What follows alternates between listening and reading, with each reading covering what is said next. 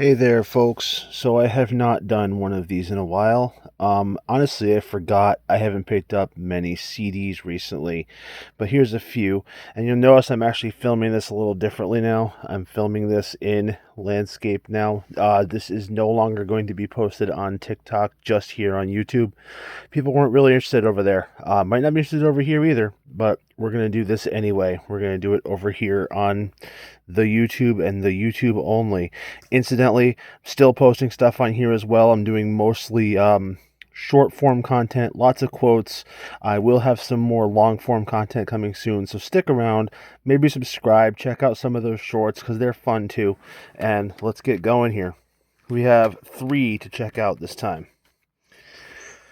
First one, this is Spin Doctors, Turn It Upside Down. You will see that it does still have stickers on it. It was not $5.99 when I picked it up. This is just probably an old, previously viewed, which is funny, old sticker from wherever it was purchased from. Anyway, a lot of people remember the Spin Doctors from their first album, drawing a blank, Pocket Full of Kryptonite, with the songs Two Princes, Little Miss Can't Be Wrong, stuff like that. This album right here is actually what hit for me for them. I was aware of that when a friend of mine had them, and I actually had gone to see them in concert right around the time this came out. Incidentally, this album right here is responsible, as silly as it sounds, for me reading The Hobbit. Why? Because the singer, before this album came out, the singer said something in Rolling Stone about the album being a combination of The Hobbit and a game of chess. It made zero sense whatsoever, but my teenage brain thought, oh, I better read The Hobbit, so there we go. But I saw these guys in concert, and I saw them in concert with a couple other bands also. It was like 90s alternative, just kind of exploded on stage. And one of those bands was a band called Cracker, which brings me to the next one as well. This is what it is right here, this album. This next one right here, this is one of my holy grail CDs. I didn't think I'd ever find this again. This is called A Bunch of Songs. This is released by NACB, which was National Association of College Broadcasters. This was a promotional CD sent to college radio stations. It has things on it, has tracks on it from artists that are popular on college radio at the time. Along with each track also has like a PSA about supporting college radio, about diversity. At the end here, there's the notes about the National Association of College Broadcasters. But the interesting thing is these PSAs were done by people like Henry Rollins or Les Claypool of Primus and a whole bunch of others. Now this right here actually is the CD where I had first heard certain bands like Cracker or Luscious Jackson or Cowboy Junkies. Big alternative artists at the time, right? I had this CD. The CD vanished. I wasn't able to find it anywhere. The CD wasn't even listed on Discogs. I was convinced I'd never find this again. There's only a few copies out there online right now, as it is. And yeah, I have it again. And I'm super thrilled. So one of my holy grails down. And another one which I think I've been accidentally showing.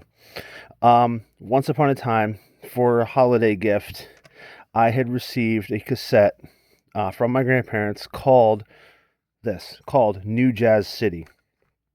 Now, no artist listed whatsoever on this, and the tracks are all, generic light jazz type of tracks. But I enjoyed it at the time. I played the hell out of it. And I vividly remember one track on here, the first one on here being Montreal Pulse, heavily influencing a lot of my music playing, a lot of my keyboard playing. Now, I had it on cassette. My cassettes vanished, long story, and no way to track this down again. I knew what the album cover looked like. That's all I knew. I knew that one track was called Montreal Pulse. I knew nothing else about it. I didn't know what the music experience was. I didn't know what Listener's Choice was. And again, another one that I thought I would never ever find again. But I found it. I tracked it down through Discogs. Interestingly enough, on Discogs is listed as no artist. That didn't help much, but I remembered what the cover looked like. That's all that mattered. So another one that I didn't think I'd ever have, and it's kind of silly because this Listener's Choice music experience was probably a budget line of music back in the day. I don't know a lot about it. I'm sure people can probably fill me in. There was another one that I also received the following year around the holidays as well from the same series. It's called Dreamland Guitar. I might track that one down, but this was an important one. This is an important holy grail of a CD for me to find. New Jazz City. These tracks are super great. They're very chill. They're really nice to listen to. A lot of synth heavy light jazz, and it's just fantastic. So yeah, these are my 3 CD pickups as of recently. And that's probably going to be it for a little while. I'm not really going out CD hunting right now. I do still have all of my discs over there to get in my ears whenever I want to. This is getting a lot of heavy rotation, these songs. This I'm just thrilled to have. And this is going to be on, when I'm need to chill. And they're all actually going to be played on this thing. It's got a built-in speaker. This was a Temu CD player, right? This wasn't anything special. But a lot of people ask what I'm playing these on as well. And I've been playing them on here. Obviously it has a headphone jack, but it's got a built-in speaker, so it's nice to just have available to me instead of having to have a boombox or stereo setup or anything like that. All right, guys. So there are the CD pickups for, well, let's say June and July. I don't remember exactly when I ended up getting these, acquiring them, but we'll say for June and July. Anyway, keep watching. More stuff coming. Check out those shorts, and have a good one.